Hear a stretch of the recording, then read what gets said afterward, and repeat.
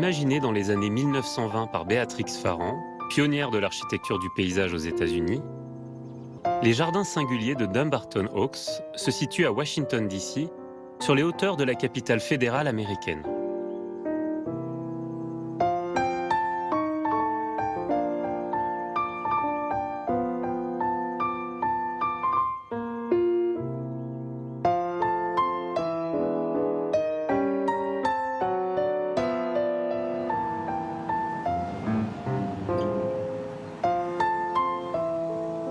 Le jardin est implanté à Georgetown, un quartier de belles demeures individuelles.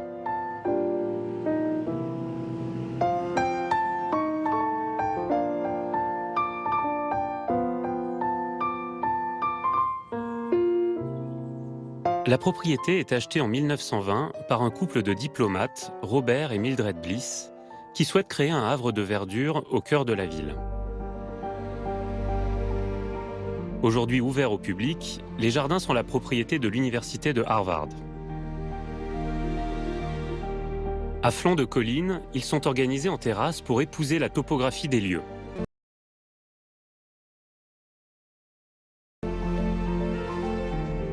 Gail Griffin, directrice du jardin, entretient ces espaces depuis presque 20 ans. Gail, ici à Dumbarton Oaks, à aucun moment on a le sentiment d'être dans la ville. Et pourtant, on est au cœur de Washington. Effectivement, nous sommes entourés par la ville. Si on regarde au-delà des arbres, on peut apercevoir plusieurs bâtiments du nord-est de Washington. Mais c'est si calme ici. C'est ce que recherchait Béatrix Farrand quand elle a conçu le jardin. Créer une résidence de campagne au cœur de la ville. Et Gail, c'est cette forêt épaisse qu'on voit ici qui permet de protéger le jardin de la ville. Oui, tout à fait. Sur les 6,5 hectares, nous avons près de 1400 arbres. De nombreux chênes, mais aussi des érables, des hêtres, des arbres fruitiers. Tous ces arbres nous donnent le sentiment d'être isolés, d'être à la campagne.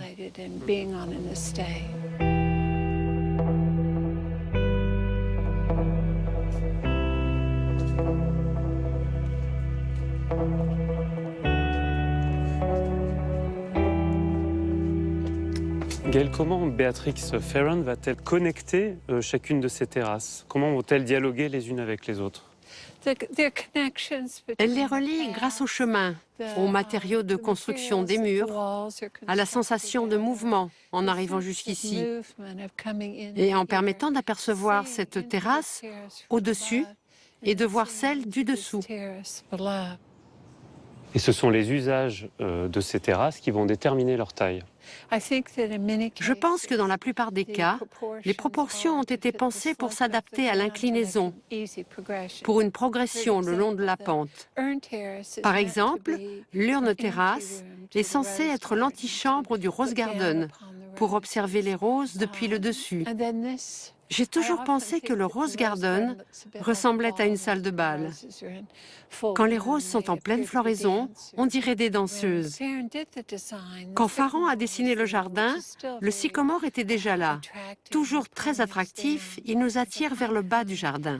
Les ornements en forme de pommes de pin qui marquent les portails, tous ces éléments servent à avoir un aperçu des jardins qui se trouvent au-delà. C'est vraiment Béatrix Farrand qui nous guide dans le jardin.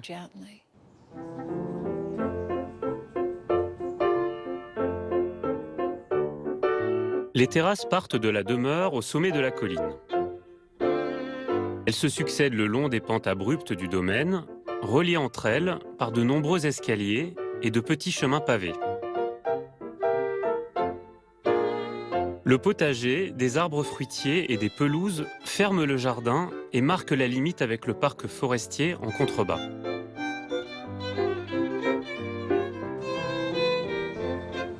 Dans leur volonté de créer un lieu exceptionnel, les propriétaires vont permettre à Béatrix Farrand d'exprimer sa vision personnelle des jardins dans une discipline tout à fait nouvelle à l'époque aux États-Unis. Dumbarton Oaks offre l'exemple le mieux conservé du travail de la paysagiste. James Carder est historien de l'art à l'université de Harvard. James, les origines de Dumbarton Oaks sont liées à un nouvel état d'esprit aux États-Unis qui est assez marqué au niveau des classes aristocratiques. Oui, c'est vrai. Les Bliss venaient d'une classe sociale aisée. Beaucoup de leurs amis possédaient des résidences de campagne en dehors de la ville. Et c'est ce qu'ils voulaient. Ils vivaient vraiment de façon isolée, comme s'ils étaient dans le Sussex ou quelque part dans la périphérie de Londres, en Angleterre. La mode était alors d'avoir un manoir entouré de jardins formels, mais aussi plus utilitaires, comme un potager ou un jardin pour fleurir la maison. Ce genre de choses que Dumbarton Oaks possède. Comment Béatrix Farrand va-t-elle répondre à cette demande? Béatrix Farrand, une des premières femmes architectes paysagistes, venait d'une riche famille. Elle a étudié les plantes à l'Arnold Arboretum de Harvard, avec des spécialistes de la botanique. Elle a aussi voyagé en Europe, où elle a été très attentive au jardin là-bas, collectionnant des photos, réalisant des croquis, ce genre de choses. Elle rapporta toute cette connaissance à Dumbarton Oaks et dans ses échanges avec Mildred Bliss. Cette dernière semblait tout à fait d'accord pour penser que le modèle franco-italien et les plantes qui poussaient dans ce climat étaient ce dont Dumbarton Oaks avait besoin.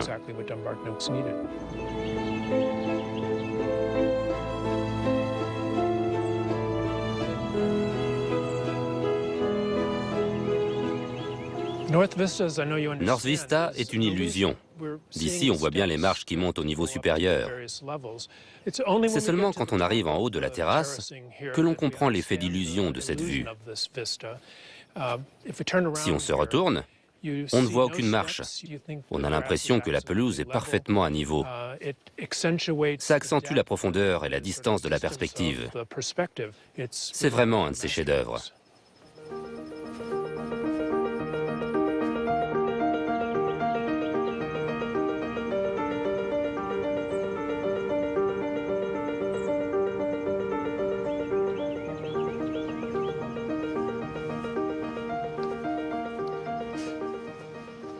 James, on voit bien ici comment Béatrix Farrand va utiliser les persistants, ici les buis taillés en nuages, pour structurer son jardin. Absolument. La structure de cette allée de buis serait complètement différente si les feuilles tombaient en hiver et qu'il ne restait que des branches nues de chaque côté. Farrand a utilisé une grande majorité de plantes persistantes pour structurer le jardin. Des grands magnolias, du lierre ou encore du passichandra comme couvre-sol. On voit bien ici, James, que ce ne sont pas les floraisons, les vivaces, les annuelles qui dominent. Les matériaux durs et les plantes persistantes sont très importants dans le dessin de Farrand. C'est vraiment ce qui crée la structure du jardin. Tout le reste, tel que les fleurs, les arbres à fleurs, n'était que l'habillage de la structure de base. C'est vraiment un jardin d'hiver. C'est ce qui le rend exceptionnel. Et alors l'identité de Dumbarton Oaks, c'est aussi l'utilisation de la brique. Elle est utilisée ici dans toutes ses formes. Tu sais sûrement qu'au XVIIIe et début du XIXe siècle, l'architecture américaine utilisait beaucoup la brique. Les murs étaient en brique, les maisons étaient en brique. Farrand fut influencé par la brique américaine. Le meilleur exemple est son utilisation pour l'allée Mélissandre, qui descend au jardin de fleurs et au potager. Elle va utiliser aussi les briques sur les rambardes des terrasses. Oui. La palissade qui longe la rue limite la vue depuis l'extérieur dans les jardins de Dumbarton Oaks. Elle attise la curiosité en permettant d'apercevoir le jardin et en même temps, elle bloque la vue. À l'époque où la propriété était privée, c'était intentionnel.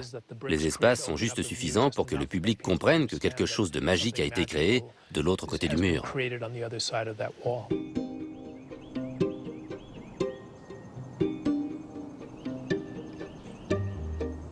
Béatrix Farrand dessine et choisit d'installer dans le jardin du mobilier et des objets décoratifs. On les découvre au détour d'un sentier ou au bout d'une terrasse. Des bancs sont disposés pour permettre aux visiteurs d'admirer la vue. Un trompe-l'œil cache le bout d'un chemin. Un vase attire le regard. Tous ces objets sont autant de surprises qui invitent à la découverte des lieux. James, ici on est dans un jardin formel, on a des rectangles, des lignes, des angles. Et pourtant, on ne se déplace jamais de manière formelle. On ne fait jamais des lignes parfaites. On est toujours en train de tourner, faire des virages. C'est vrai, quand on se trouve dans l'une des pièces, il peut y avoir une grande formalité.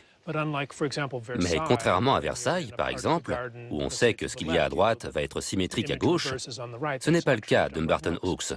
Et ça fait son charme. On descend un escalier ou un chemin, et on passe alors d'un espace formel à un autre espace complètement différent, surprenant, qui a ses propres règles de composition. Ça rend le jardin d'autant plus passionnant. On ne sait pas où on est jusqu'à ce qu'on pénètre dans l'espace suivant.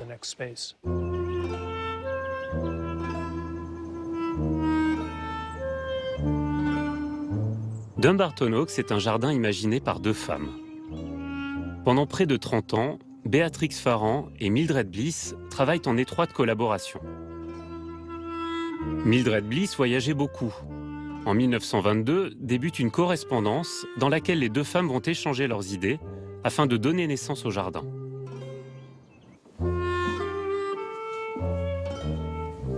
Linda Lott est responsable de la collection des livres anciens de Dumbarton Oaks.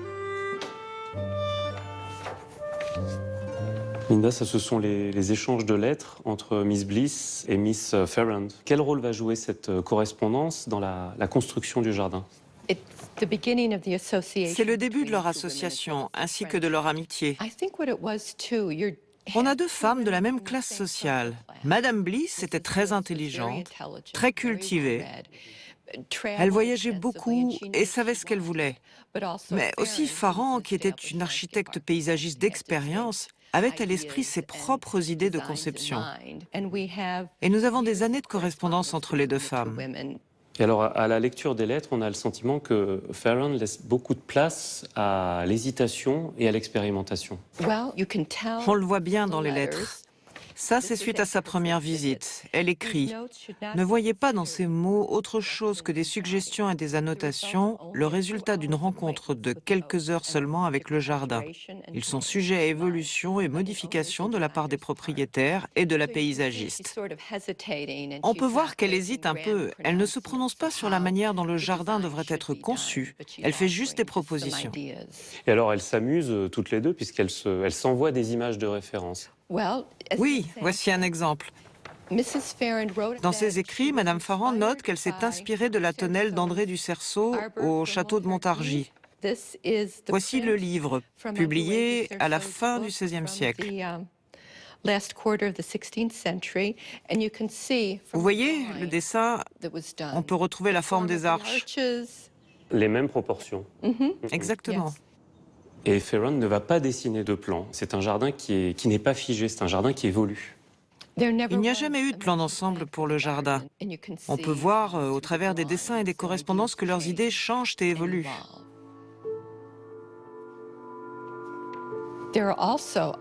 Il y a aussi d'autres livres qui ont probablement servi de modèle pour le jardin. Voici deux éditions du livre de Gertrude Jekyll sur les ornements de jardin. Jekyll était une célèbre paysagiste anglaise. Elle était un peu plus âgée que Farrand, qui lui vouait une grande admiration. Elle a beaucoup influencé le travail de Farrand.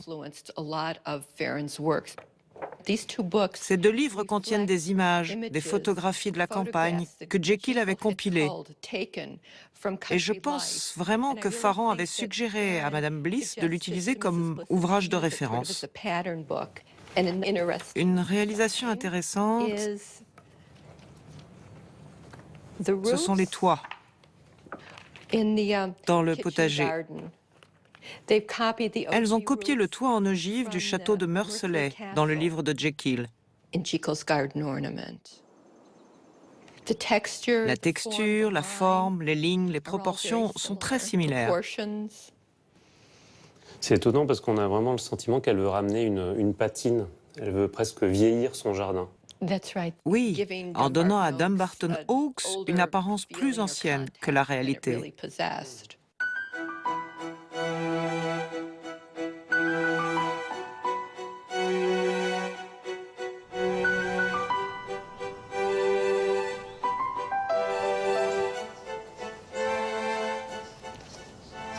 Le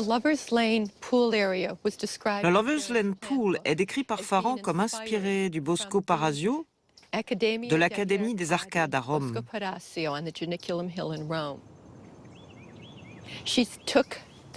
Elle y a emprunté l'architecture des marches, mais aussi la forme du bassin. Les colonnes et les urnes sont quant à elles inspirées du jardin de Raixa à Majorque. Et si l'on se retourne vers la statue, Pan est le dieu grec des pâturages, des troupeaux et des forêts. Son utilisation ici est assez évidente. Il montre le chemin. Beatrix Farron s'amuse avec nous dans la promenade. Il est au bout de la perspective et puis il nous invite à tourner vers le bassin. Oui, c'est notre guide dans le jardin. Et là, on retrouve vraiment les volutes classiques, mais tout ça en briques, en fait. Ouais. Elle les a réinterprétés en langage américain.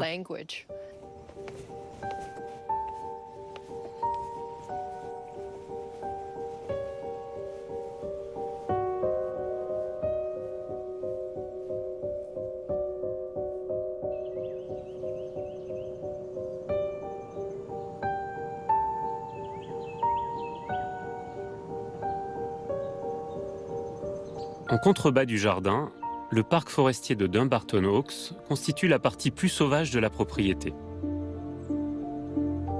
Aménagé par Beatrix Farran, il sert de contrepoint naturaliste au dessin plus complexe des jardins supérieurs.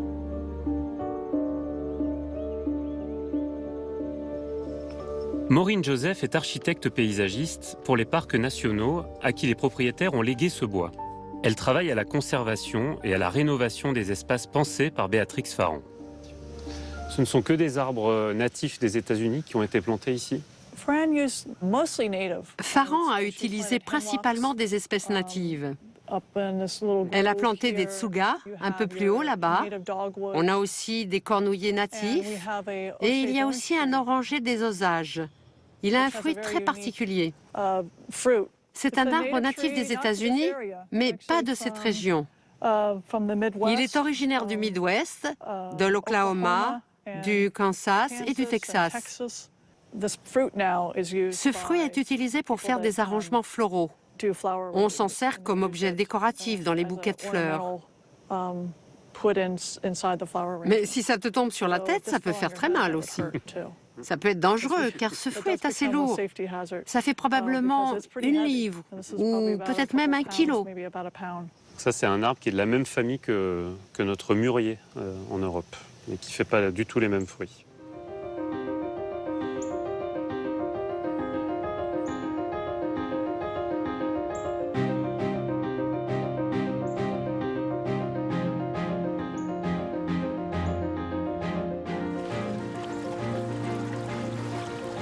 Donc tout ce qui est autour de nous a été totalement dessiné. Quand Farran fut engagée pour créer le parc, elle a utilisé les arbres existants, l'eau, et l'a aménagé de manière à ce que l'on ait l'impression que tout était naturel. Maureen, comment va-t-elle mettre en scène cette rivière qui coule au fond de la vallée? Il existait déjà un cours d'eau dans la vallée. Ce qu'elle fait, c'est qu'elle crée des cascades et des barrages le long du cours d'eau. C'est ce qui produit ce son de l'eau qui tombe sur les pierres.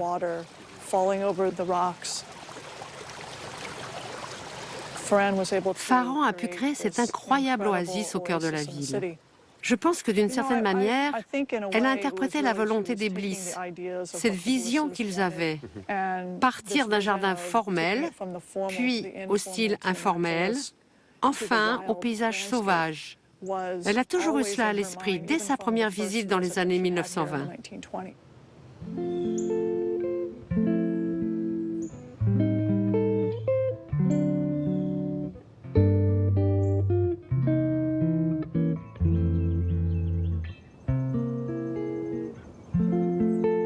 À la lisière du bois, on trouve le jardin potager.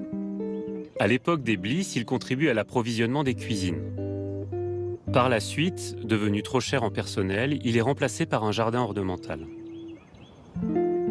Récemment, pour rendre hommage à l'histoire de Dumbarton Oaks, on a à nouveau installé un potager.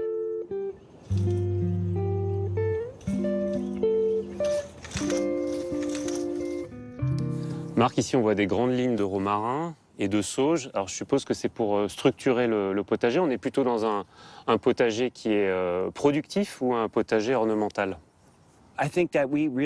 Nous essayons vraiment d'associer l'aspect ornemental et productif dans ce potager. Cette sauge est utilisée à la fois comme plante aromatique et ornementale. Le chou calais, par exemple, est un excellent légume, mais il est aussi très décoratif. Il a une belle forme et une bonne texture. Ça, c'est un chou qu'on ne connaît pas en Europe, en tout cas qu'on n'utilise pas comme vous l'utilisez ici aux États-Unis. Il est cultivé dans tout le pays, particulièrement dans le sud, et ici aussi. Il est très bon. Traditionnellement, on le mange à Thanksgiving, et récemment, il est devenu populaire comme ornement. Depuis quelques années, il est utilisé dans les jardins pour ses qualités esthétiques et alimentaires. Et Marc, du coup, toute cette diversité va bénéficier autant au potager qu'au reste du jardin. Ce que j'aime particulièrement dans ce potager, c'est que depuis qu'on a mélangé différents types de plantes, des herbacées, des plantes ligneuses, nous avons créé un mini-écosystème. Il héberge un grand nombre d'insectes pollinisateurs. Et bien sûr, ça a un impact sur le jardin dans son ensemble. Vous êtes vraiment chanceux parce que vous avez finalement un écrin, une sorte de décor extraordinaire, conçu par Béatrix Farrand, qui entoure le potager. Oui, tu as raison. On se sent vraiment dans une enceinte ici. À l'origine, je pense que Farrand voulait qu'il fasse partie de l'ensemble. Je pense que ça a toujours été un endroit particulier, une partie intégrante du jardin, mais quand même à l'écart. L'orientation est bonne, le terrain est plat et dégagé, c'est un formidable terrain de jeu. Donc c'est un jardin contemporain, contenu dans un jardin historique. Oui, c'est vraiment un lieu unique, où se mélange l'histoire d'un jardin potager traditionnel avec une vision moderne du potager. Je pense que Mildred Bliss et Béatrix Farrand auraient aimé ça et auraient réalisé qu'un jardin évolue sans cesse, dans différentes directions. Et pour autant, je trouve qu'on respecte l'histoire.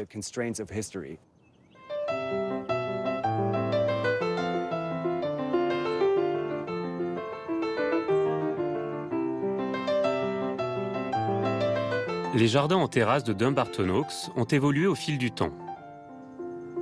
Après le départ de Béatrix Farrand, dans les années 1940, Ruth Avey, une élève de la paysagiste, va redessiner certains espaces et va insuffler un esprit encore plus baroque et décoratif au jardin. L'une des terrasses a été recouverte de petits galets importés du Mexique.